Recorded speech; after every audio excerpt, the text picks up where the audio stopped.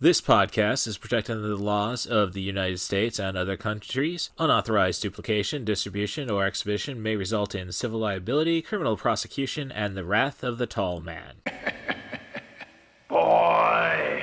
Hey, let's talk about you, the ID10T community events at ID10T.com, like Russ Stevens, a.k.a. Cat Bus Russ, who has started a podcast called 90 for Chill, which Russ says is dedicated to movies with a runtime between 74 and 99 minutes, the time frame that I feel is ideal. Russ, I could not agree with you more. That is a fantastic idea. Russ goes on to say there are times you need a cinematic fix but don't have time for the latest Scorsese masterpiece or offering from a comic book universe. There's also times when you need a conclusion to prevent a binge costing you a whole night. My guest and I try to follow these guidelines as we chat up features that are definitely worth your time and are beyond easy to make time for. 90 for Chill, the podcast, can be found on all major podcast platforms at 90forchill.com, and that's spelling out 90, N-I-N-E-T-Y, 4 F-O-R, chill.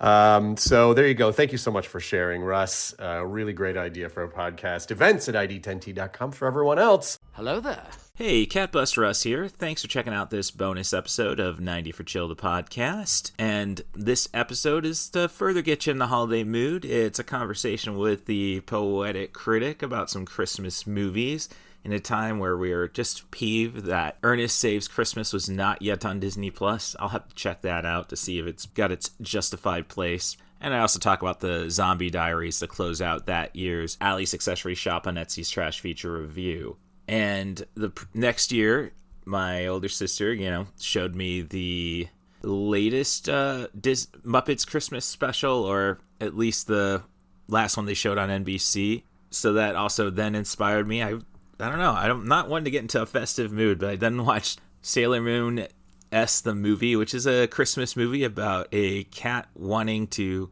fall in love with a human. So, and there's a movie on Netflix that I should probably check out with this similar thing. Hopefully you'll enjoy that. Hopefully you'll be festive, and hopefully you can help 90 for Chill the podcast out. There's always my Patreon, patreon.com/IDigCrazyFlix, where you can join Tim Bates and the Scoop Staley in supporting the podcast with a $3 monthly donation.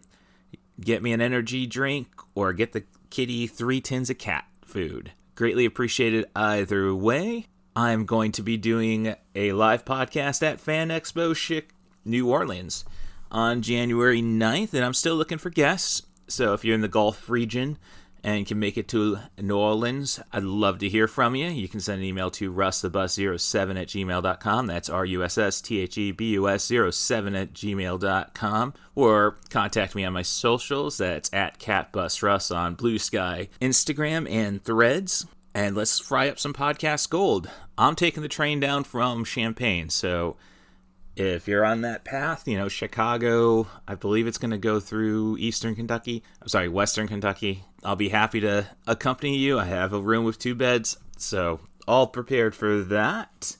And if you just want to be on 90 for Chill the podcast, talk about any movie you'd like, provided it might have some caveats. And next year there will be a change to the podcast, so it's going to get far more flexible. Again, just get a hold of me on my socials, offer me a movie, a theme, a director, an actor, and let's create some fried podcast gold. Otherwise, I just got to thank, Ava the Queen Kitty, who's just sitting on my lap, born near it, I should say. She's digging paws in my leg one way or another. But more pressing, I guess, is Stacia Hardin for being my inspiration, keeping me going, doing her best to keep me out of trouble. And I hope she's doing the same for everybody she touched in her life. And that little rascal, Skimbleshanks, the one-eared angel. So thanks for checking out 90 for Chill, the podcast, and on to the show. The government originally stated that incidents in Asia were isolated cases. United Kingdom's preparation for a pandemic has been severely criticised in the press, with official figures grossly underestimating the spread of infection. This morning, they've completely sealed off the area. Shit. But they had to do it. There have been a lot of deaths. Deaths? All the news bulletins, they're telling people to avoid London.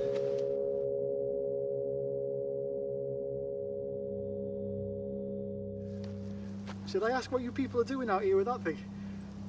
We're making a documentary. Out in the woods at this time? Sounds like my kind of film. Little Hand says it's time to rock and roll. Bring the noise.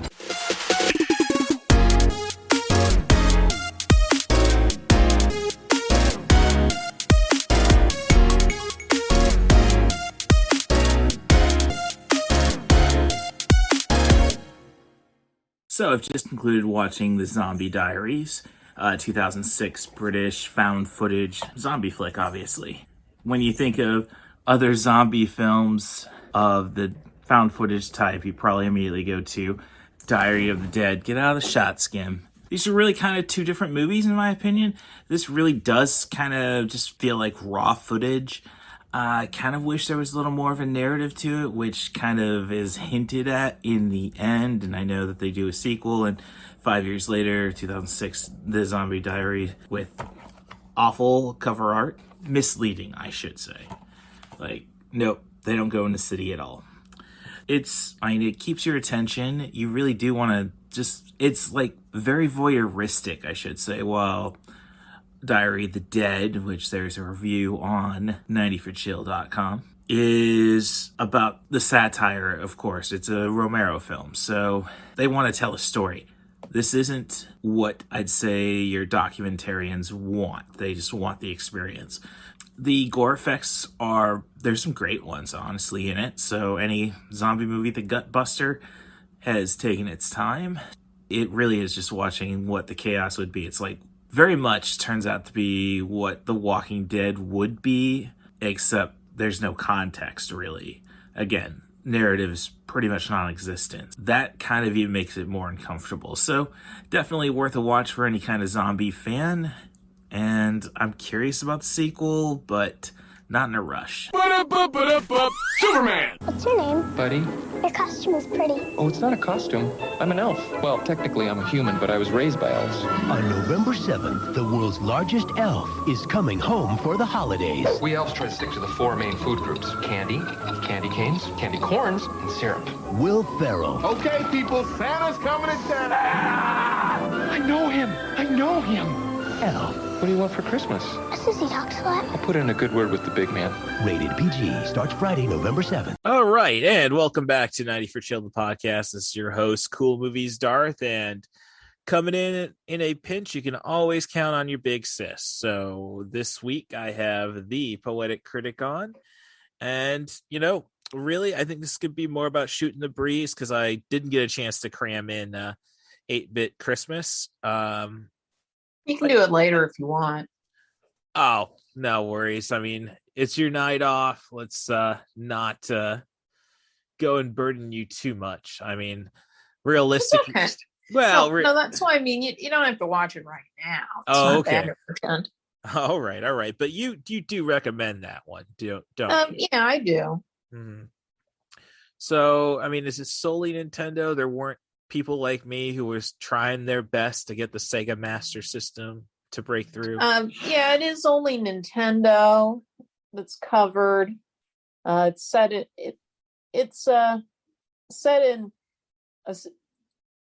at the top of the film. The narrator just says it's the late 80s, although it's supposed to be 1988. There's a little detail near the end that gives that away. Okay, well that's weird because it wasn't hard to get a Nintendo in 88. I don't know. I mean, what? We got ours in the summer of 89. Yes, that's correct. But that took a hell of a lot of begging and mom just having an extra $100. Because that was a garage sale purchase. So, which tells you how much mom really cared. I don't know, might tell us how well off we were if, she got rid of a bunch of stuff and then we turn around buy a Nintendo. And I think a lot of people were late to the Nintendo game. I think there was a lot of resistors. So because I recall, I think the Cole brothers, Brett and I forgot the younger brothers name. They lived up the street across from our second cousins. I don't think they got one till like summer of 89, and I think that was probably the thing that pushed mom over the edge. Okay, let's just go and do it now, because I know when we're watching all the commercials say Christmas '88, I was pushing for the Master System, or at that time the Sega, and you were pushing for the Nintendo. You just thought Legend of Zelda was going to be the end all be all from day one. I didn't think that. Oh, that was the one you were primarily focused on, I think. Yeah. Yeah. And of course we ended up with so I guess a interesting question. Did you prefer Zelda to the Link's Adventure, or did you prefer the original? I always prefer the original. Okay. Yeah, Mega Man 2, that was my big Christmas gift, and we never got a hold of the original, actually. That's true. Yeah. So, hey, people out there, I know Best Buy has plenty of Switches.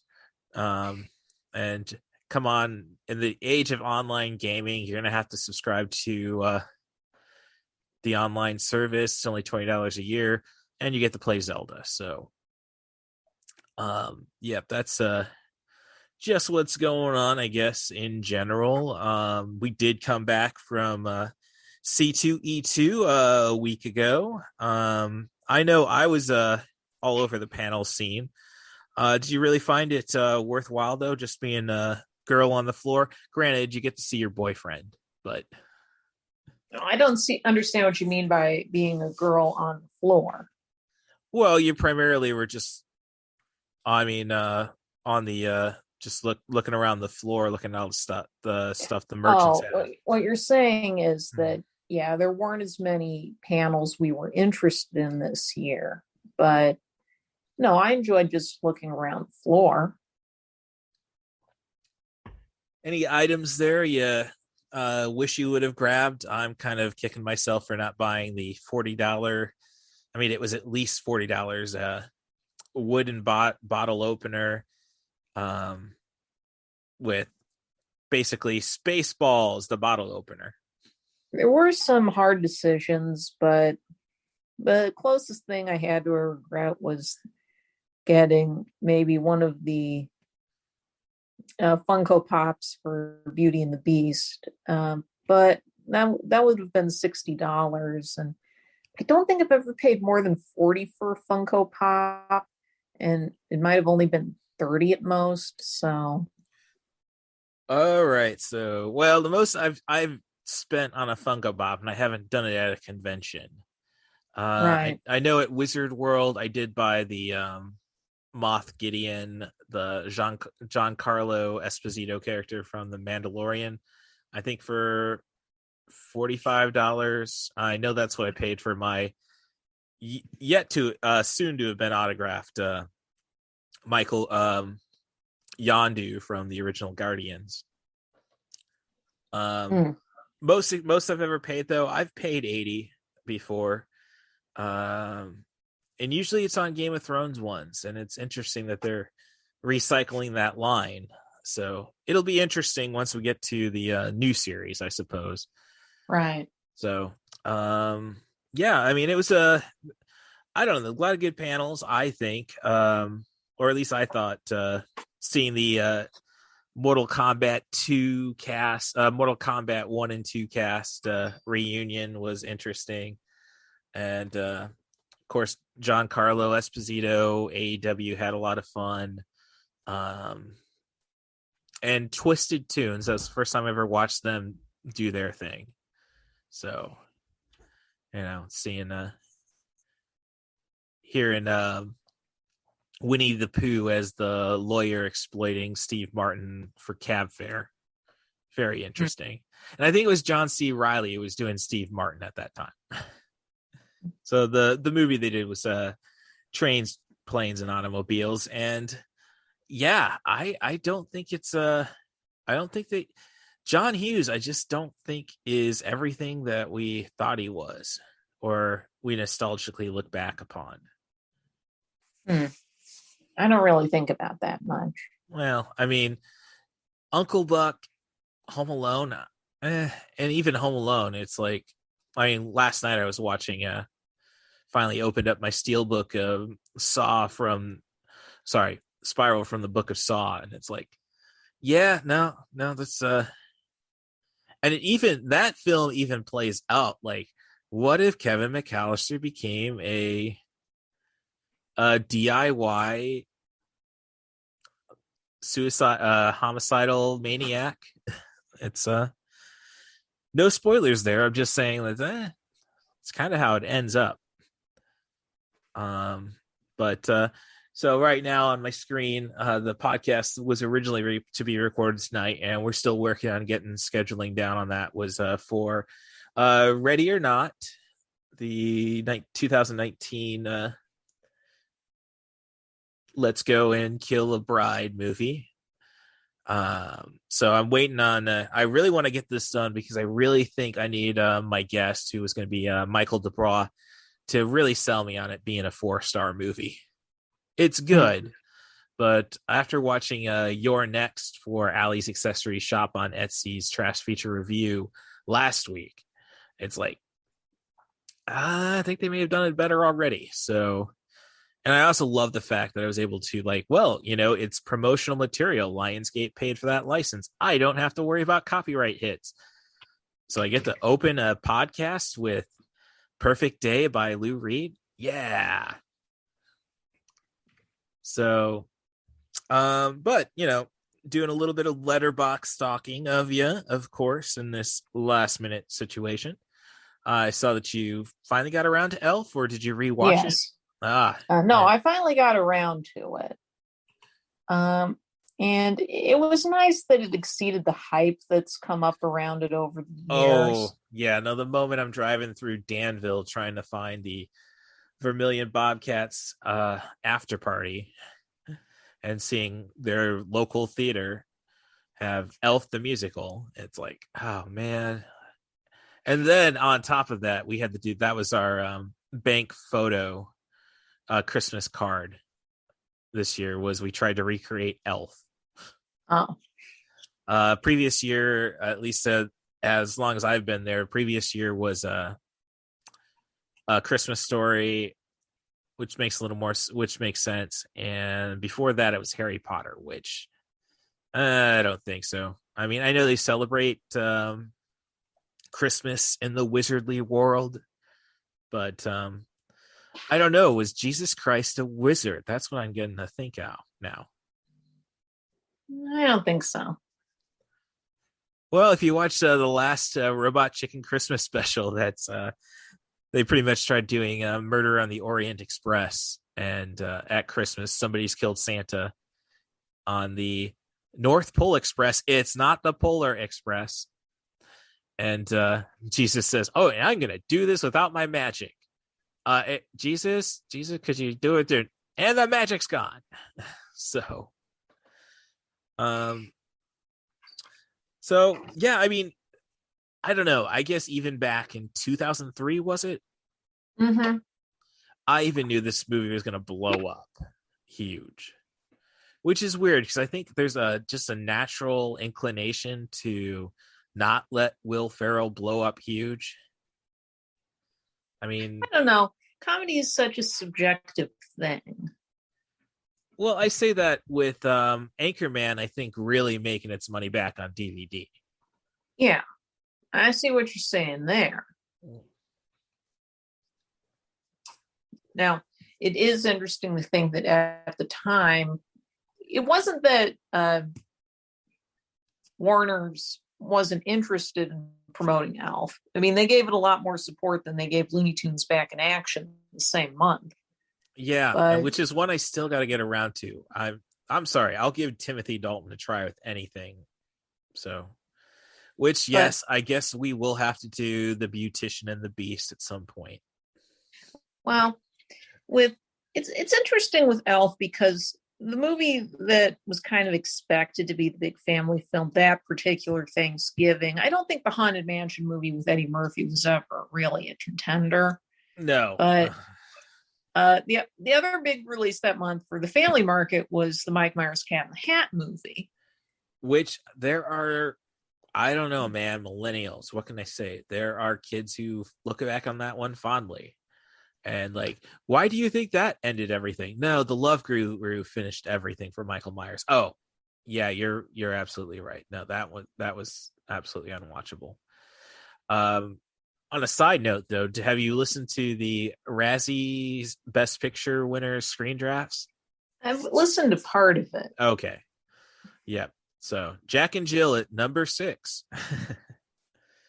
But it's really going to sell. I think I'm going to have to take the plunge on Howard the Duck. So,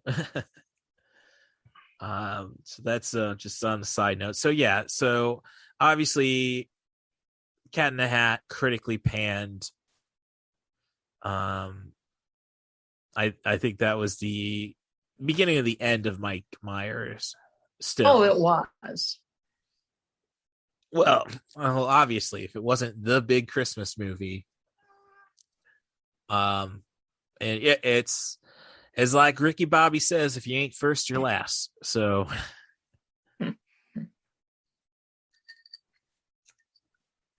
but I mean, I don't want to call it. Well, Iron Man, I think, is obviously Jon Favreau's best movie as a director. I mean, unless you want to go into his more subtle independent stuff, Chef is a very good movie. I mean, I haven't seen that one. Oh yeah, it's solid. I mean, it's one of those where a bunch of actors are doing a favor to make that movie. Yeah. So it was a lot. I thought it was fun. I don't know. Maybe it's just the 40-year-old now, and Jon Favreau was able to successfully talk Scarlett Johansson into being a love interest in that movie for him. There's hope. So yeah, Elf. I know. I guess this is kind of like a Nightmare Before Christmas, and lo and behold, 10 years later, I think where it kind of like once the fandom developed, it's kind of like, oh God, they're gonna ruin everything. And I can't That's part of it is that at this point, I don't think we've had a really, when we say, iconic Christmas movie in about going on 20 years now, because we're 18 years out from Elf and 17 from the closest thing we've had since then was probably the Polar Express, which came out next year. Right. Yeah. And that's a lot more divisive. But we haven't had a really big Christmas movie since Elf. And I was on Twitter talking with some other folks about this. And I think Elf is as close as we ever got to a live action Pixar movie, at least early Pixar. Yeah, no. At this point, they were only up to Finding Nemo. Right. And yeah, I mean, we only killed one matriarch in that entire time. So But one thing that struck me about Elf is that it's pretty much that attitude and structure of the early Pixars when they were a lot more comedy centric. Yes. Yeah, I could see that. And almost like I'm kind of surprised it worked, because if you get a pissed off James Caan. Well, yeah, apparently that was why Will Ferrell turned down all offers of doing a follow-up. He and James Caan did not get along on that movie. Apparently Caan was very difficult to deal with. But really, that's the sort of thing that works best as a one-off anyway. So no harm, no foul. But unless you have and I think it's just a rule for everything, and I think that's why horror's okay to have sequels and such, is that unless you have plans on doing something crazier immediately, just don't do the sequel. That's probably a valid point. Like John Wick, we had like John Wick Chapter 2 3 years later, but like we were so pumped about it. And then horror movies, I love my annual horror franchise. So here's hoping for a second from the Book of Saw features.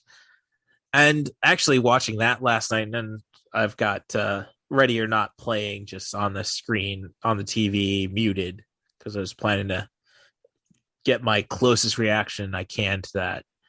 Rewatching, I think, is an underappreciated art. Or not art. I mean, trend. Like, getting to notice little details in this movie, kind of like making me think, oh, the reason I might kind of like, there's a lot of comedy in Ready or Not, but it's kind of like, I really need Samara Weaving to be Bruce Willis in the Air Ducts and Die Hard. And then watching a Spiral from the Book of Saw, I just caught so many like, oh, the writers doing Pulp Fiction references and everything since they had Samuel L. Jackson. So little things like that. I really like, I don't know, if you enjoy a movie, I say buy it just so you can watch it again and then pick it up. And then you take it to your local resale place. Hopefully Mega Replay is still open in Peoria, but I think it is. Yeah, because the best one in Just a few weeks ago, they were running radio ads for it. All right, that's good, because the best disc / Mega Replay was in Bloomington, and that just closed up like overnight real fast. And they had the biggest material and everything. I guess it's all, and I know it's not all in Champaign right now, so I'm kind of getting scared. I think digital media is almost taken over everything now. Yeah. I mean, and not to say that I'm knocking it, especially in the age of 4K, because just the sheer amount of data in a 4K, it's almost easier just to stream it than to buy a disc and see that flake out on you 2.5 hours in. Or at least that's what the experience was with my old LG player. So, right. I mean, right now I kind of got a resolution. I'm going to try burning out one of my TVs just so I can make space for a good computer setup. But I digress there. So, Elf though, is that pretty much like what they say on the podcast Rewatchables on the Ringer Network? Would you say that was Apex Mountain for Will Ferrell? Like that would be him at his most stroke? I don't know. So, I mean, I can't remember when, because I really loved, still love, the Talladega Nights, the Ballad of Ricky Bobby. I haven't seen that one yet. I mean, I don't know. Have you seen The Dictator, or are you pretty much just gonna stick to Borat when it comes to Sacha Baron Cohen? Yeah, I haven't had a lot of comedies I've wanted to catch up on, which is a shame because, things have been stressful for all of us lately. Oh, yeah. So, yeah, Talladega Nights, that was 2006. So, yeah, I think like he had quite a role for a bit, and then I think Bewitched was in there. So, yeah. Yeah. But I don't know. I mean, everything about Elf works. There's no question about that. Ed Asner, Santa Claus. Yeah, it's a monster cast even now. Yeah. And I don't know if you could get that kind of cast now because it kind of skews older for a lot of the secondary characters. Yeah. Yeah, I mean, I don't know. It gets scary once actors get into their late 60s and 70s, especially when you have parents in their late 60s and 70s, and then David Bowie gone at 69. Nice. Sorry, that's just a requirement when you say 69. Nice. Lemmy at 70. Like, I mean, never mind the entire 2016 and 2009 was another. Gosh, how many celebrities are going to lose year? And it just gets really, I don't know. I kind of get a little nervous when you got my well, as I say, when you have parents in that age range now, like, in other words, we're not going to get Ed Asner back for a sequel. And, you kind of worry like, oh, geez, you just wake up and find out James Caan got COVID or something, and great. I've done said stuff like that before and totally jinxed something, so I best digress. Like Bob Newhart, he's still with us, right? Yeah.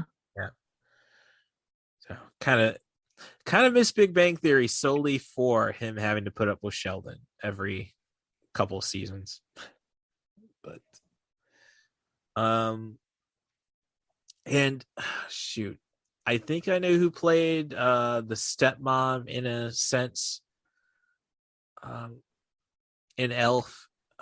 Mary Steenburgen. Yes, yeah. I don't know why I was drawing a blank on that one, because I mean, she's the queen of time travel movies when you stop and look at it. Possibly. Well, have you seen Time After Time? I haven't that caught up with that one yet. Well, if you need to, just look at the Apple movies that I own, and yeah, it's in there. I mean, it might be David Warner at his finest. At least my opinion. It's kind of cute to see Malcolm McDowell not be an evil bastard. And we get a young Corey Feldman. So yeah, I mean, Elf, I don't know. I guess the biggest fear I have is the need of knowing if our niece and nephew have seen that movie. Well, I just have a feeling like that's, I don't know, in hindsight, in retrospect, and it's totally unfair because I know we did it to our parents. When they get obsessed with the movie that, you acknowledge was good, but like for me, back when I was working at the the Mark Twain Hotel in Peoria, so many wedding receptions, people waiting because the reception room was across the way. So many children singing about snowmen. It's like, oh gosh, it's just really scary, I guess. I don't know, maybe I don't know, our parents weren't as big on that. Maybe they were a little more like, take him to a movie, it'll distract him. I guess I just kind of feel like being really involved with movies, doing a podcast, so dare I say an obsession with movies. Oh, when the little bastards ruin them for you. It just hurts me there.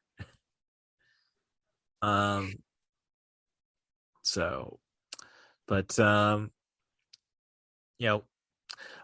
you want to see something funny though, the WWE, I don't know what they were doing. It was kind of like how they did WrestleMania 22, WrestleMania Hollywood, as they like to remember it, where they, for the promotion, they go and parody movies for the commercials.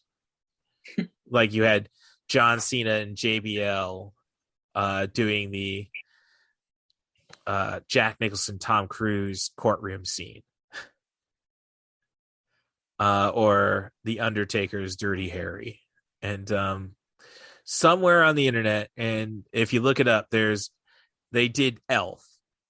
Like, and I guess that's not too far. Well, the movie isn't too far removed from WrestleMania 21, but this would have been, because I showed it to Allie back when we were living together, and it basically has 7-foot wrestler, 350-pound wrestler Braun Strowman as Buddy.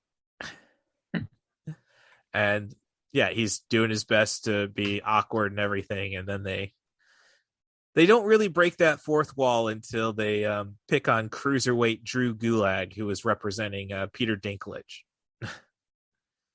Let's just say they weren't going to let somebody who's 195 pounds beat the crap out of their monster. So that's a fun little bit. I don't know. You're probably a little more open to things, but to a point, it's like, aside from Buddy getting drunk in the mailroom, it's almost too wholesome. It is. It's kind of the end of a certain kind of kids movie with that and the Polar Express, and that they're allowed to be pretty sincere and wholesome movies. And from that point on, you don't see these kind of smaller scale stories being subject to kids' films anymore, because what you go on to is you're either doing really self-aware, snarky stuff like the Shrek franchise, which was popping up around the same time did, or you're going in the epic fantasy direction of something like Harry Potter, where the stakes are gigantic. Pixar has kept still worked with relatively small scale stories over the years, but outside of animation, the kind of stuff you do in kids movies now, it's pretty rare to see anything on a smaller scale, which might be one reason why we haven't seen as many big successful Christmas movies in the years since. Because 20 years is a long time not to come up with something that's really taken off, at least for the family market.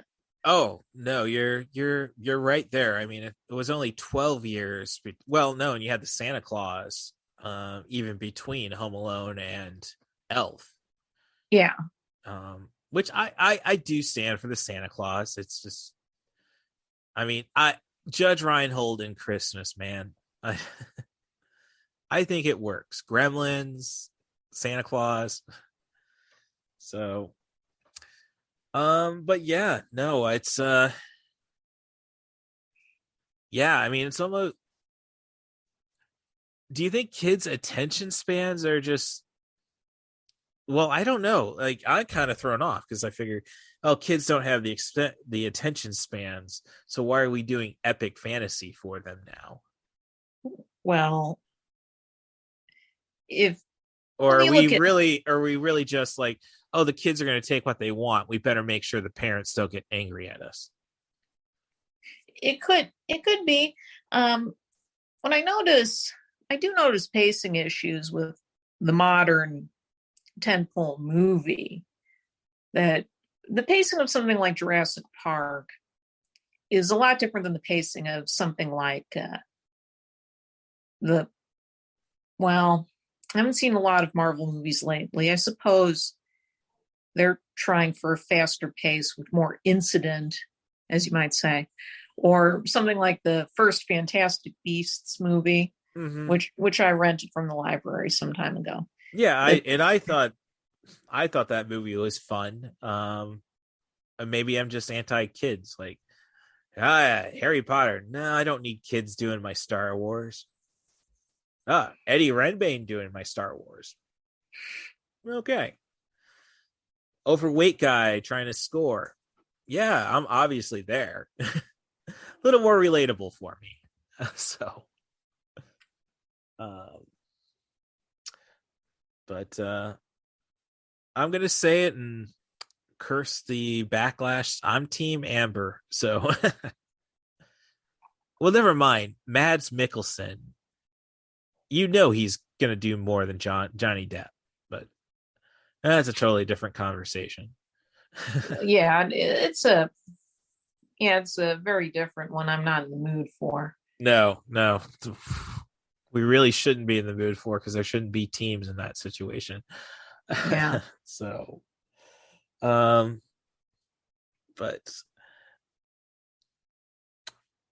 no, I mean, the only thing problematic besides, as a functioning alcoholic, I'm not gonna fault Buddy drinking in the mailroom. And that's some hyperbole there. But I have been drinking more during the holidays. I'm gonna acknowledge that. No, the only thing problematic you can really say is Buddy singing "Baby It's Cold Outside" with Zooey Deschanel. Yeah, that is a surprising scene, although it's done pretty innocently in its way. Yes. I I mean, it's almost difficult to even see Will Ferrell as something sinister almost. And this is coming from a character in Wedding Crashers who started the entire concept of Wedding Crashers and then moved on to funeral crashing. I don't know. He's kind of Will Ferrell kind of has this, like, we kind of all accept that Bill Murray could be an asshole and we love him for it. I mean asshole, and is like he's just gonna call it as he sees it. But we don't get that with Will Ferrell. He's like I'd say the most successful Saturday Night Live alum since Adam Sandler. Yeah, there hasn't. Well, it says a lot about how comedy dynamics have changed. I don't remember where I first read it, but it's been pointed out. There just isn't a market for performers from stuff like Saturday Night Live to go into movies anymore because there's not a market for mid-budget comedies. I did not think about that. Well, geez, we're getting some podcast gold here. So if Russ Stevens sends you a Facebook message for a last-minute call-up, you best respond. You look at somebody like Kenan Thompson, and he could have been a lot bigger as a star. I mean, he's there. I don't watch a lot of Saturday Night Live now. No, I don't either. But he's always seen as a highlight, and he's stuck around for so long. In another movie I was watching, I was catching up on some other Christmas titles, and when I got back from C2E2, it happened to be on TV, so I looked at the 2018 Grinch movie. Yeah, I did see that.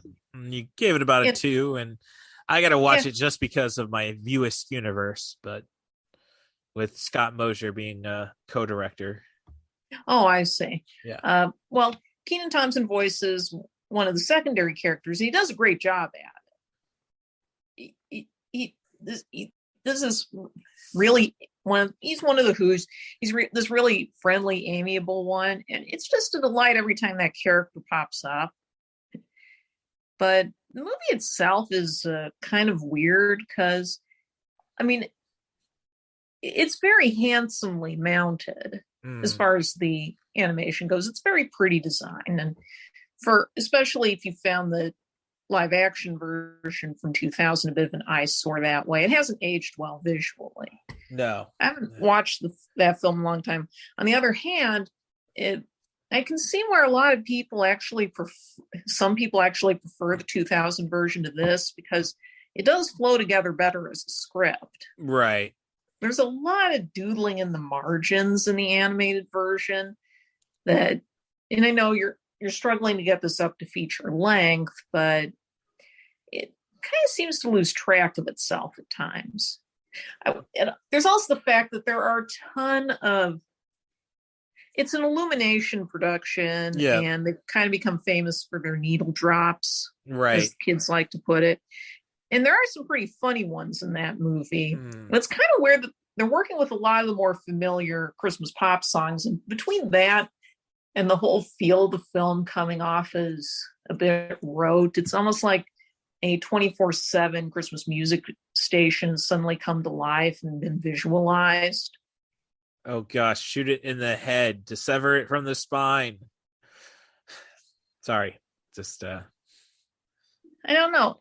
It was something I wanted to like more than I did. Okay, well, I'm just treating anything that seems scary as a zombie. Stake through the heart, stuff the face with garlic. Damn you, 24/7 Christmas channel. Yep.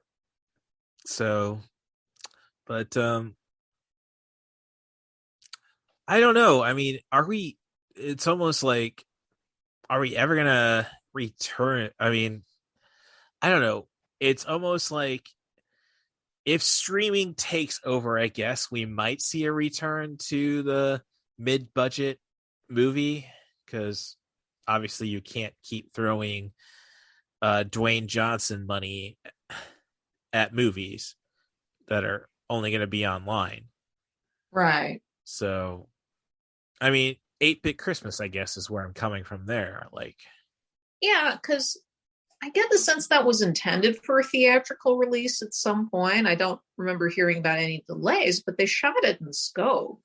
Huh. I mean, this was a modest production, mainly shot up like in Canadian studio sets, though it's set in Chicago, and they did clearly do location shooting down there. Yeah.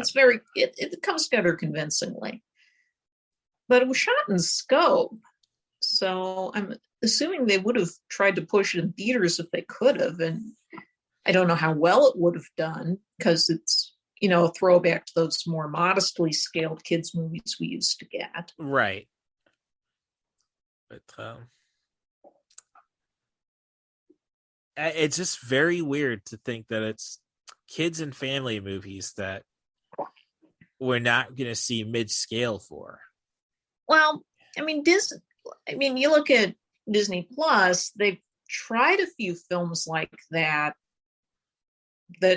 in the last few years that either went straight to streaming or ended up on streaming. They've been doing a few kidlit adaptations like Timmy Failure, One and Only Ivan. They've done a second pass. They're trying to second pass a Diary of a Wimpy Kid. Mm-hmm. Yeah. And they're not really getting any attention. Well, the problem with Disney Plus is I don't think a lot of people are going for. I think it's more of an archive service, in all honesty. Aside from new Marvel and series based on television series based on IP, like right? Because the fella who covers a fair amount of Disney stuff, he's a pro critic, but he covers a lot of Disney stuff on his Twitter feed. A guy named Josh Spiegel at Masterpiece. I think I'm aware of him. He was talking about this the other day, and that Disney Plus does not have a lot of archive stuff left to post. It seems to get thinner and thinner every month because they don't seem that I'm thinking they're not that interested in dipping further into the Fox titles, or they can't get to them because there's still some contracts with HBO Max that have to be worked out first for the Fox titles. Oh yeah, and never mind. I mean, they only got Edward Scissorhands this month, and you'd think that would have been an early priority for them, if only because that's at least Christmas adjacent movie. Right. Well, keep in mind though, they have Hulu. So I would imagine that's really what I want to see Disney do, is basically make Hulu the this is not a problem on many international services where Disney boxes all the stuff up and there's a second tier for the adult material. Right. And well, worst comes to worst, Rory, I can help you. Sorry, the poetic critic. I can help you figure out a VPN situation so you can just go and get your Disney Plus from England. No, I'm not interested in that. I'm just saying that's how I can't go back to watching AEW wrestling on TNT. No, I want to hear the kind of snarky commentary you get on commercial breaks. Well, but as Spiegel was saying, that there doesn't seem to be a lot of archive stuff Disney's in a hurry to get out at this point, or that they may not have that much left. I know a few titles that people are still waiting on, especially early 80s titles like Something Wicked This Way Comes or Never Cry Wolf still haven't shown up. Or some of their TV acquisitions, like they have original Flavor Muppets show up, but not the other one. They probably wouldn't have a ton of problems getting up with Muppets Tonight, except they'd have to clear more music rights issues for a lot of episodes. And there doesn't seem to be a huge push for that as yet.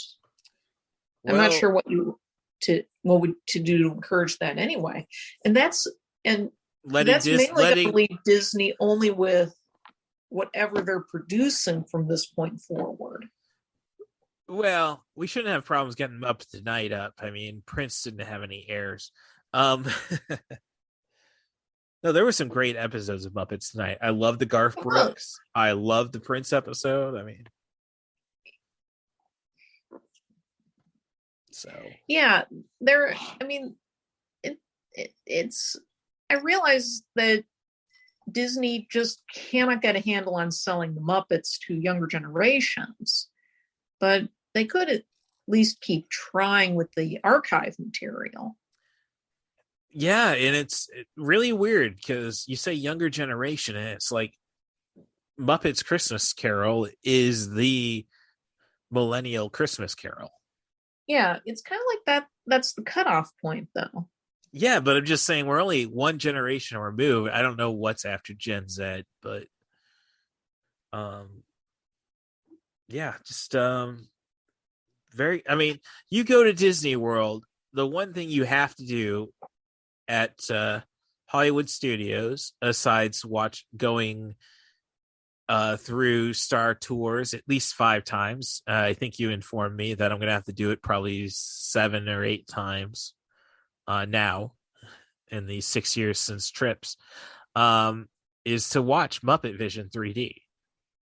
Yeah. Which I don't know if I can venture and say it's the best 3D movie Disney ever did. Or at I the do parks. think it probably is the best of the 3D shorts for Disney. I don't know. I loved It's Hard to Be a Bug. I think they really got all the ancillary stuff, like the getting your bum stung and and being sprayed and stuff. You get the 3D, you don't get that, but you don't get the texture with Muppet Vision. I don't know. You have the squirting flower gag and stuff like that. Oh, yeah, but I don't know. Maybe it speaks more of me. Like, all right, when's my bum getting stung? So, and that's Animal Kingdom After Dark for you folks. So, yeah, I don't know. I haven't watched the latest Muppets Christmas special. Have you? I mean, that might say something if it's latest. Yeah, I thought they did. That? I thought they did one or at least I don't know. I thought they were pushing something recently on Disney Plus. I know they pushed Muppets Haunted Mansion. Yeah, no, you're right there. I'm sorry, but did you get around to watching that one? Or that's okay. Okay. It's not as good as it could have been, and I think the fact that this was part of it is that it was shot during the pandemic, and right. Aside from two big set pieces, a lot of it's just 2 or 3 character combinations. Okay. There are some big set pieces that bring in more characters, including a bunch of the Muppets Tonight characters show up in this one. Yeah, there are a lot of deep cut characters in it. Mm-hmm. Well, I just pulled up my IMDb on my phone, so yeah. We got. I mean, there's plenty of stuff still. I mean, 2008 you had Muppets Christmas, Letters to Santa. Yeah, I haven't seen that. Yeah, 2002. It's a very merry Muppet Christmas movie. I think maybe I saw them trying to push that on Disney Plus. They might have, which is surprising because it has a lot of NBC Universal references in it because it was an NBC production. Okay, all right. So I don't know if there were. I don't know if there were any cuts or anything. Mm-hmm. Yeah, I mean, right now, working at Best Buy, we really gutted our DVD section now. DVD Blu-ray section, I should say. So it's like if I see something well, that's kind of old, kind of get fascinated, got to do research and stuff like those Muppet Christmas specials. Saw a lot of movement on 4K restorations of Peanut specials. Huh. Yeah, 4K. Dude, this was 4:3 stuff, man. Yeah. You still want to make it look as nice as possible. Well, PBS was showing it tonight because although it's now basically licensed from Apple TV to show it on television, with Charlie Brown Christmas. And the print they have, it looks very good. Okay. So yeah, I had a thought. Yeah, it's just thinking about stuff that looks good. I may be so I was on eBay last night and I found myself a 2006 copy on DVD of the 1979 Lion, Witch, and the Wardrobe. So we will see how that works out, because then I look at I thought it was pretty awesome every time I saw it in grade school, which, man, I really kind of wish I had my head about myself. Should we really be reading all seven? Should a teacher really be reading all seven of the Chronicles to us? Church and state, but we live in Morton and there's 37 churches, one state. But looking at, I don't remember people looking that round and simple. So it is pretty simply animated. Yeah, it'll be interesting once I get that in the mail. But hey, it kept me away from buying another replica title belt. So which really I guess would be my only awkward moment at C2E2, because I don't know why Lance Archer wasn't with the AEW stuff. He was with the wrestling. There was a wrestling comic book line and he was with their section. And my awkward experience with him was okay, so what are the prices on your stuff? And autograph for 30, photo, picture for 30, get both for 50, or for 60, you can hold the belt and the photo and get everything. Because he had the his United New Japan IWGP United States Championship with him, and it's oh man, I feel like a total. And that's something I still got to call Wrestling Anonymous about. It's how do I approach these guys, since I didn't get to share a locker room with Lance Archer back in the day, but there were chances we could have crossed paths. I don't want to look oh yeah, I get the, I don't want to do this fan type stuff. I am an artist. So that was my only awkward thing. Talking about head trauma was what we resorted to. So, but I don't know. Do you think we needed a little more Christmas stuff at C2E2? It would have been cute if they had, but it was neat to see everybody doing festive twists on a lot of the traditional costumes. Yes, there was that, but I don't think they wanted to push it too hard, though. Yep. So I guess since we were both at obviously Mystery Science Theater 3000 Live, the Time Bubble tour. So Roland Emmerich, just a total hack?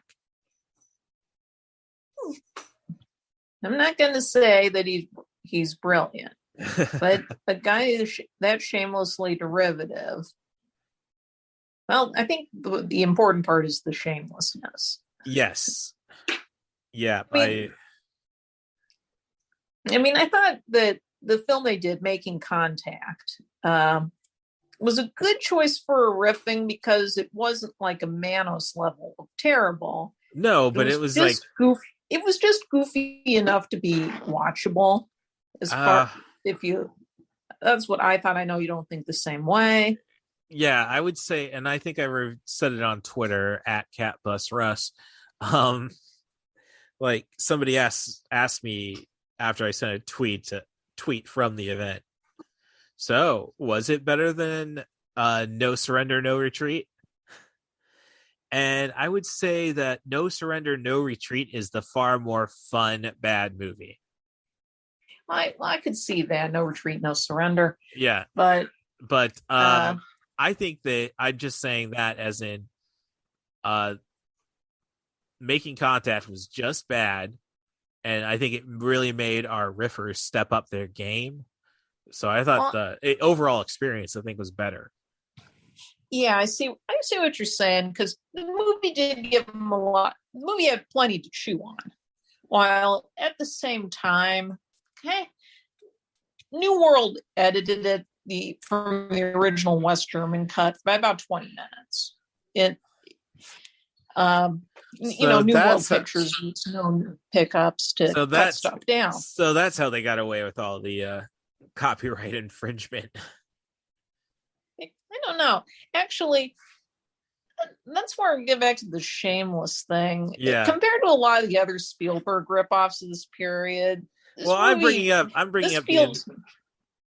the infringement as in you have to pay license fees in the States for that stuff. Yeah. But I think getting to the shamelessness of it is that when you look at something like Mac and Me, it's kind of whistling, trying to pretend that what it's knocking off doesn't exist. Okay. Whereas with something like this, it doesn't really care. You get the sense that they shot this in the US, and I almost wonder if they just told the kids to come to the sun what you got. It's weirdly authentic in its ways, an unintentional period piece. Oh, I will give you that. I don't know. I could use some more dead kids in that movie.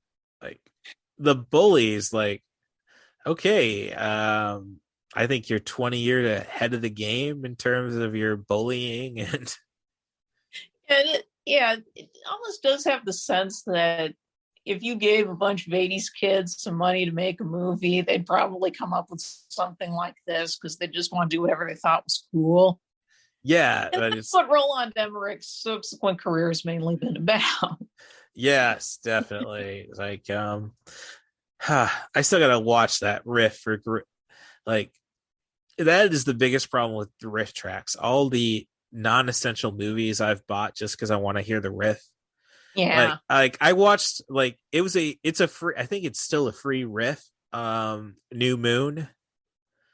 Oh, I wasn't interested in that. I took the time to watch Twilight after enough people said, "Oh, you got to at least see what this shit is." And no, vampires should be banned from baseball. Is what I came across. Never mind. Why are you screwing around with Muse, man? I know they needed a break in the States, but no. So I did end up buying I've always had the riff track available, so yes, I bought New Moon, and then there's when I think it was Mothra when they did that riff tracks live. I went, I like, oh, and you get your free download code for Godzilla 98. Ah, bollocks! So I got Godzilla 98 on digital, so, but. I don't know if it makes the movies better. It's all worth it, I think. I suppose so. Yeah. Really, though, I think we should at some point take on the challenge of actually doing a riff. I mean, I know you've done your stuff at the Agony booth back in the day. I used to do the Agony booth stuff. Yeah. The people at the Agony booth knew about Santa and the Ice Cream Bunny long before riff tracks did. I see. I thought that was an MST3K find, but no. Santa and the Ice Cream Bunny. I first heard about it through the Agony booth when I started visiting the site. Someone had he found the VHS of the title, and they did a full coverage of it. And this was a long time before riff tracks got hold of it. I don't know if Agony booth was kind of responsible for that film resurfacing or not. I mean, it would be cool if it had, but that was where I first ever got wind of it. I still think that's one of the all-time great riff tracks, whether it's the Thumbelina or the Jack and the Beanstalk version.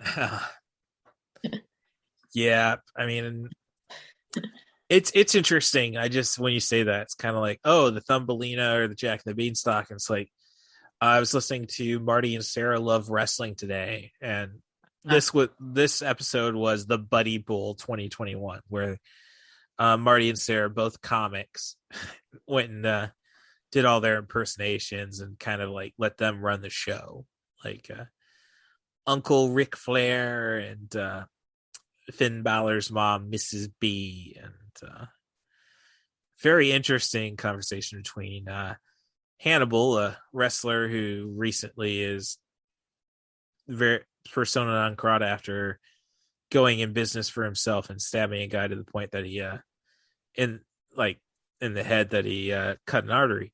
But they eventually had David Arquette on it.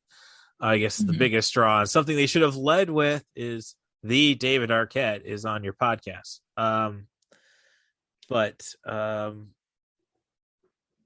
Oh shoot, lost my thought there. Lost my thought there. I am so sorry. Something about, I don't know, we're talking about riff tracks and such, and like, of course, it's when you get to self-referential, it kind of blend. I think that's a curse of our generation, is it's starting to blend together. Like, I think that's probably why people didn't like Scream 3. It was because, okay, it's all just, we're all in the joke by this point. I guess that could be said about society. Except obviously not, because we had Donald Trump for 4 years, but so we've we've covered a lot of stuff. We expressed our praise for Elf. Basically my PSA for that is no more "It's Santa." I know him. I could do without that. So but man, like, now I'm just thinking about that, though. It's like Peter Dinklage, most underutilized actor, perhaps. I mean, it was 8 years before he got his big moment. And I mean, he was, he's been a working actor for a good, I'm sure he was in the movie Tiptoes, but it's like, I first saw him, the oldest movie I saw him in was Living in Oblivion. So it's just very, very interesting that, like, we have such a talent and we only utilize we only utilize them once a decade. So now I'm just starting to think about what if he was ever pissed about not just being cast as a Hobbit. I'm sure Peter Jackson would have gone to bat for him. I don't think Jackson loves special effects that much. But yeah, so 8-Bit Christmas, a recommend from The Poetic Critic. That's The Poetic Critic, all one word, on Letterboxd.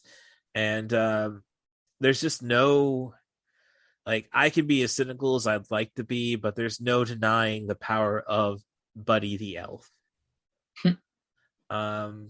Let's see. So Xmas, Christmas,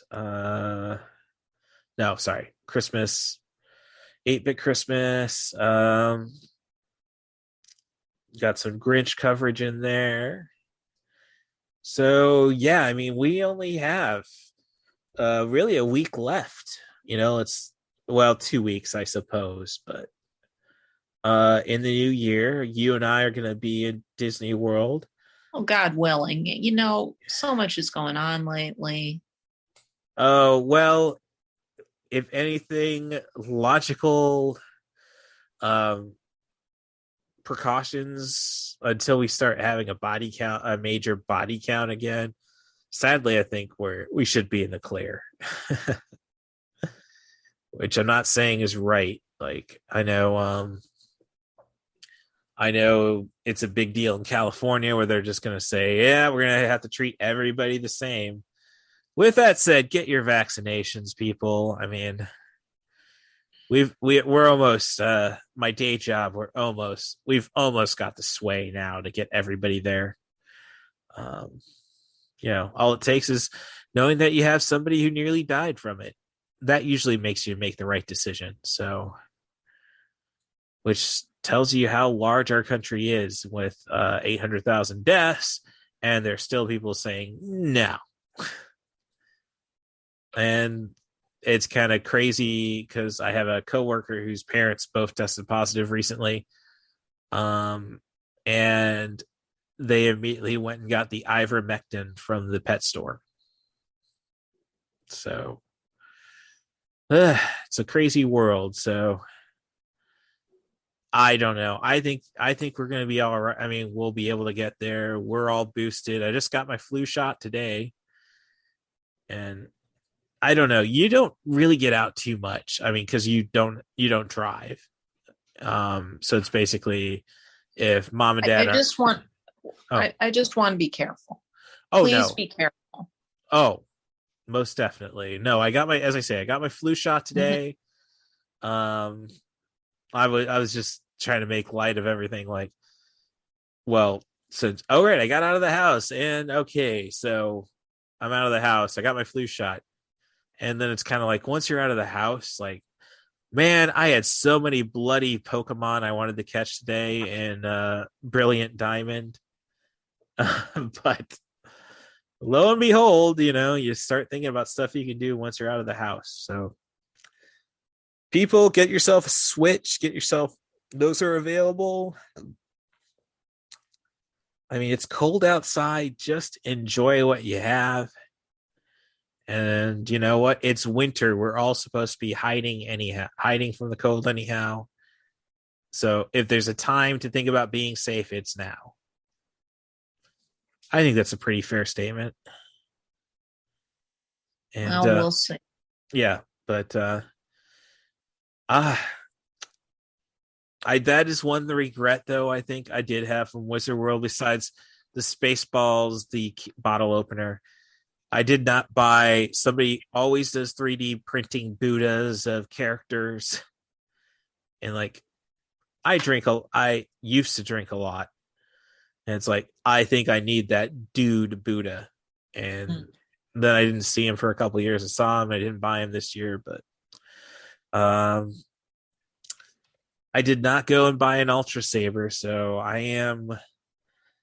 You're going to have to show me how to go and get that reservation at Galaxy's Edge to see about getting myself a lightsaber. It's definitely quite a markup, though. I'm going to tell you, you are absolutely right about that. In general, what would you say to people going to Disney World? What's the markup on stuff that they could just get anywhere else? I really don't know at this point. So, is there anything crazy that you've bought at Disney before? I don't know, really. It's hard to remember. Yeah. I mean, no, I can't say I've ever done anything too crazy. Like, my R2-D2 suitcase was definitely $20 to $30 too much, but it's an R2-D2 suitcase. I can't. And the only other goofy thing I bought at Hollywood Studios was coupling the handcuffs the Empire does, and I was just hoping for some kinky sci-fi nerd to come into my life. So it's the only reason I bought those. Yeah. So, but no, got my Christmas shopping done. I know Mom and Dad said don't really worry about it. Primarily, like, I just realized you got to get stuff for the kids. So it was a tough decision between buying a set of Bluey toys for our niece, because there was one with muffins, and I figured, well, she probably doesn't have the other dogs. But then there was the one with the unicorn. She loves unicorns. And now I really want to find how am I going to find the footage of the unicorn pooping to show our niece? Oh, you're a good unicorn. You're a good unicorn. Sorry. You can blame Watch Mojo for allowing me access to know everything that Disney Plus is censored. But I guess we're really just chasing our own tail at this point. So is there anything you want to plug? No, not today. Okay. And as always, you can be a guest on 90forchill.com, the podcast. It's not difficult, obviously. If you just send an email to rustthebus07@gmail.com, that's RUSSTHEBUS07@gmail.com, or follow me on Twitter at CatBusRus. That's at CatBusRuss. Give me a movie, a theme, a director, an actor. As long as we focus on sub 100-minute stuff, we should have gold. With that said, though, I am planning, we're coming to episode 50 soon. So obviously I got to think of new ways to make the podcast interested. So I think I am going to go to bi-weekly guest format, but I am going to start investigating these hour 44-minute movies. Like, it's crazy how long credits are now. Don't you think, Rory? Yeah. Poetic Critic. Like, I rented Monster Hunter and okay, so this looks like it's going to end pretty soon. And there's supposed to be another 10 minutes. Okay, 5 minutes. All right, we're still at the 138-minute mark. I mean, the 1 hour 38-minute mark. When's this all right, it ends. So am I really going to be sitting around for another 5 minutes to see if there's a post-credits sequence? There was none. So I really got to give movies a chance that fit around that time, add another 5 minutes of everything to see if you can skip out on the credits first. I'll let you guys know about it and we'll go from there. So if you want to do it on the podcast, it'll be available. So anything you think that could improve the podcast? I don't know. I'm not really thinking right now. Okay. Well, it's your day off. Right. So Stuff for you. I'm sorry. I'm just trying to research some stuff. Oh, well, yeah. But as you want the best movie suggestions, I would definitely look at letterbox.com/thepoeticcritic. She's got she knows her stuff. So, and truthfully, she is looking for the best stuff. So her blinders are down for the most part. So Mutations, that fascinated me, Rory. That was a recent TCM Underground title. Okay, so there's a chance I can find it on HBO Max then, if I could find The X from Outer Space. So, well, thank you very much for coming through for me in such short notice. The Poetic Critic, again, letterbox.com, The Poetic Critic. And thank you, Stacia Harden, for always being my inspiration to keep on going, pushing forward in this melancholy thing called life. So, until next week, then, thank you again, The Poetic Critic. I'll see you for Christmas. Well, we'll see. You never know. Well, take care. Okay. Little optimism. That's all. That's all right. Have yourself a good night, Roar. Thank you. Hey, kids, look what you can win in the Krusty Sweepstakes.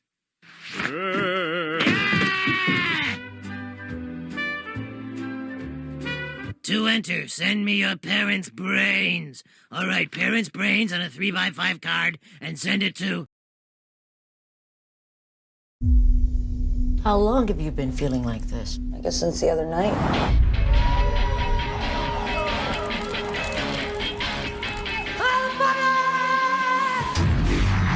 What happened? I blacked out. I can't remember. Do you remember the last time you performed intercourse? You better not have been Mickey. I haven't been laid in months. You're pregnant. I really can't be pregnant. This is not my style. And your man goes, wah, wah, wah, wah, wah, wah. I'm just saying, if you're pregnant, you're gonna have to slow it down. If I'm pregnant, maybe I can give this kid some superpowers. I can see things.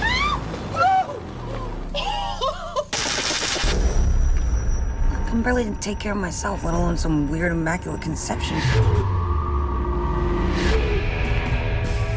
Whatever's inside of me is infecting my brain, my body.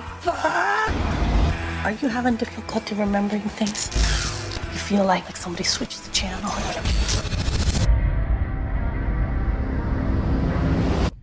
Oh, yeah. Maybe Gabriel knows someone who's seen something like this before. Yeah, I don't think anyone's seen something like this before.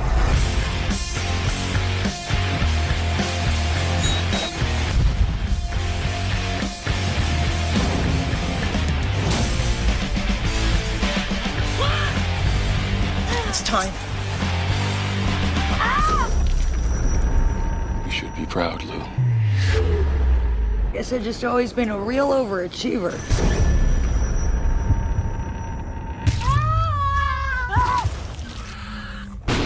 Oh my goodness.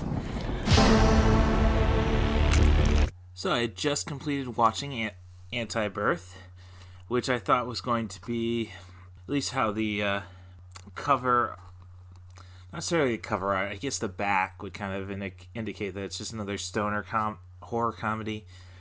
It really isn't anything like that. Antibirth is a story about a character, Lou, played by Natasha Lyonne, who somehow ends up appearing to be pregnant, not having slept with anybody in 6 months. She just doesn't buy it, and eventually a third party, Meg Tilly, comes in and tells her about all this weird psychic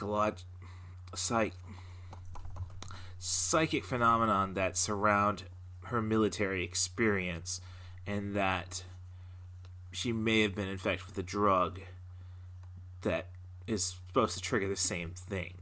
So we don't know what she's carrying until the very end of the film. And it really comes off as more of a psychological, not psychological, dare I say, more of an acid trip. Something a lot more in tune with visuals, say, of David Cronenberg's Videodrome.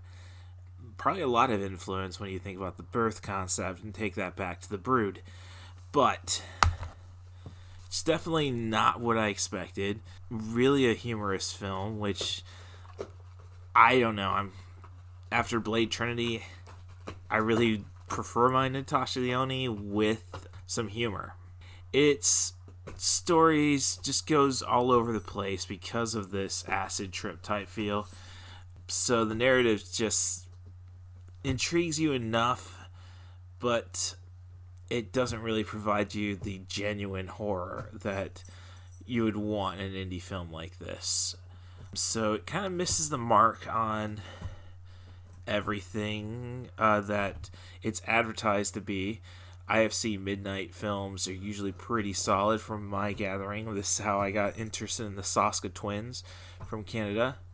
It might be one that you'd like to test, see what happens with it for you.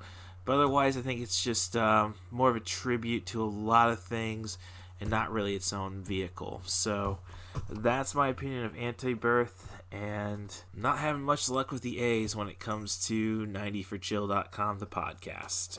It's Christmas, Theo. It's the time of miracles, so be of good cheer and call me when you hit the last lock.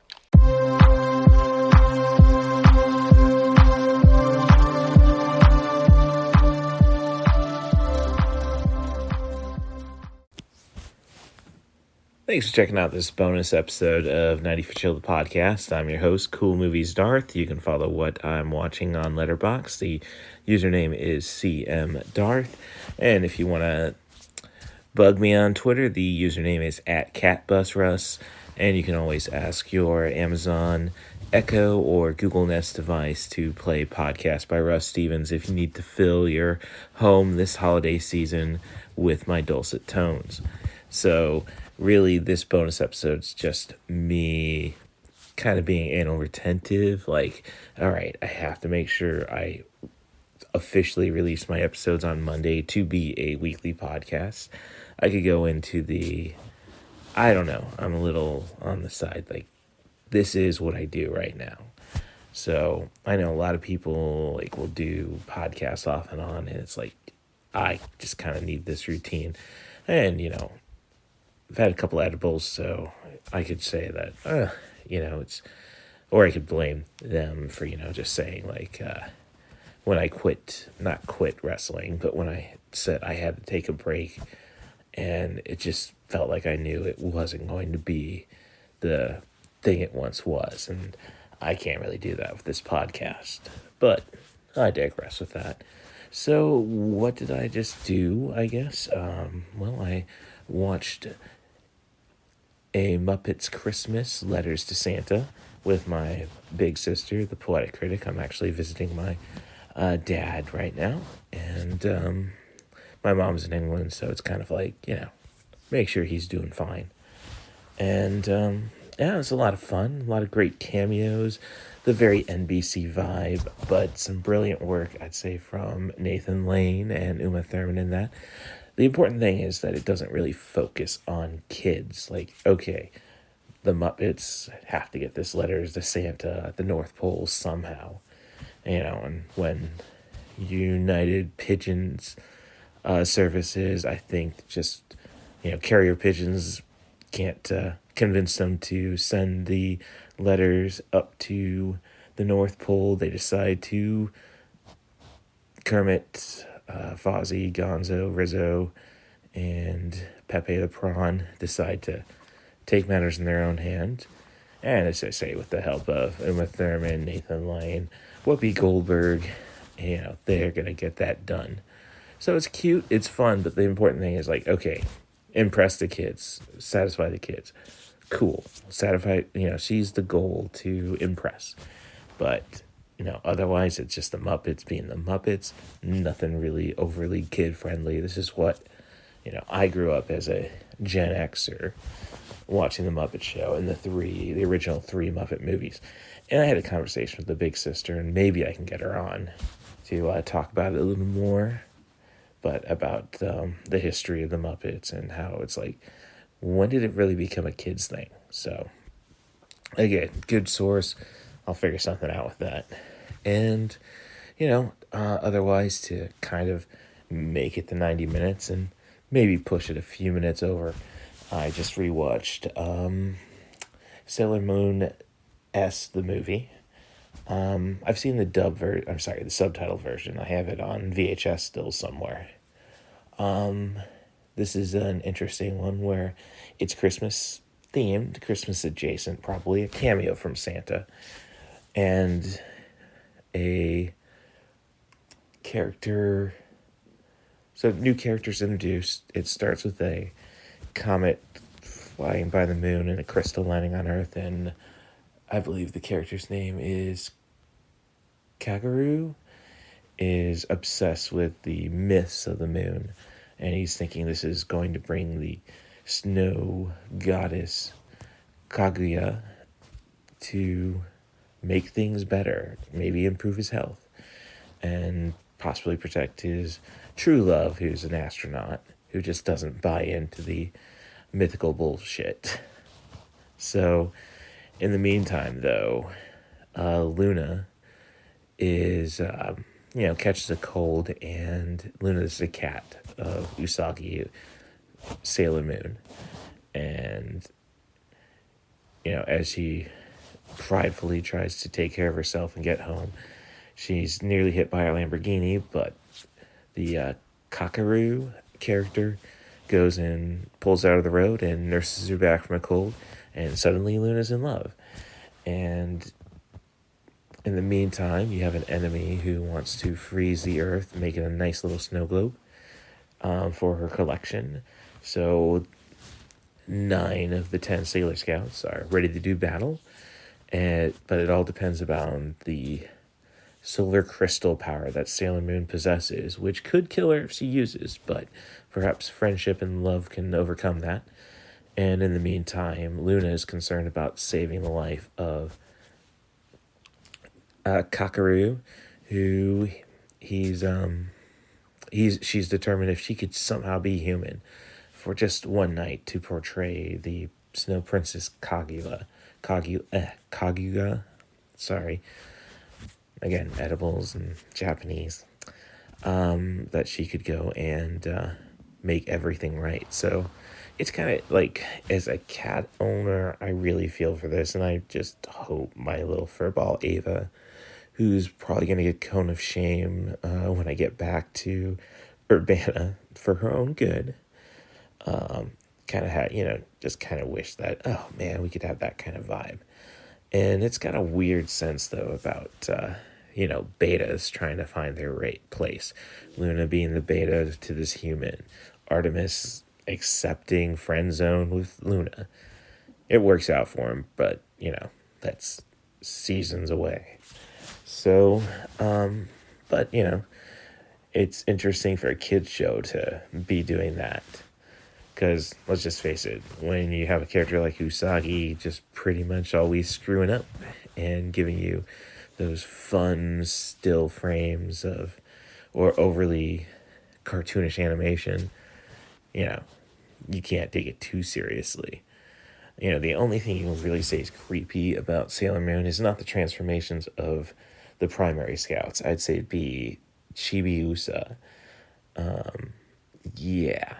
We don't need to see, her posing for her moon prism makeup powers. So, but, those are just observations. But it's, as I say, I love the cat story. And it's Sailor Moon. I got a soft spot for that. That was my Toonami bit until Gundam Wing came around. And I guess, it was the spot between Voltron and Gundam Wing. And, Robotech. So maybe it's my guilty pleasure being a high school wrestler when this was on back in the day. And it's like, you know what? I'm comfortable liking a girls anime. So, but, but it really looks great in HD now on Amazon Prime is where I purchased it. I think a little work, you probably can find it somewhere. Pluto TV seems to be doing a good job with keeping the old anime. And who knows, Amazon, maybe Hulu, I don't know. Always check Funimation. It might be worth that subscription fee, but,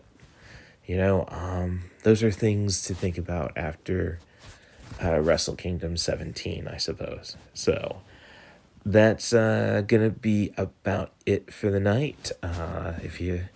I'll have an episode out released officially on Tuesday. I finish all the stuff and upload it on Mondays. Tuesdays when I officially try to get people to visit it via my Twitter account, where you can find, Twitter account @CatBusRuss, where you can find my Mastodon social information. So I'm ready to go and shove Twitter up Elon Musk's ass and, yeah, so I'm ranting right now. So again, rate and subscribe, rate 5 stars preferably. You can put all the cuss words about how poorly I do actually in there, but I like the support of the algorithm. Talk trash @CatBusRuss on Twitter. And otherwise, if you want to be on the show, send an email to russthebus07@gmail.com. That's RUSSTHEBUS07@gmail.com. Offer me a movie, a theme, a director, an actor. Just try to focus on sub 100-minute material, and I think I cut credits out. I still qualified for that tonight. So thanks. Check out the 90 for Chill, the podcast. Keep up on your Muppets, and till next week. Oh, and of course, I guess, being tacky. Thanks, my Princess Kaguya Stacia Hardin, and you're looking after me and everyone else you touched in your life. Thanks again for coming to the 90 for Chill podcast.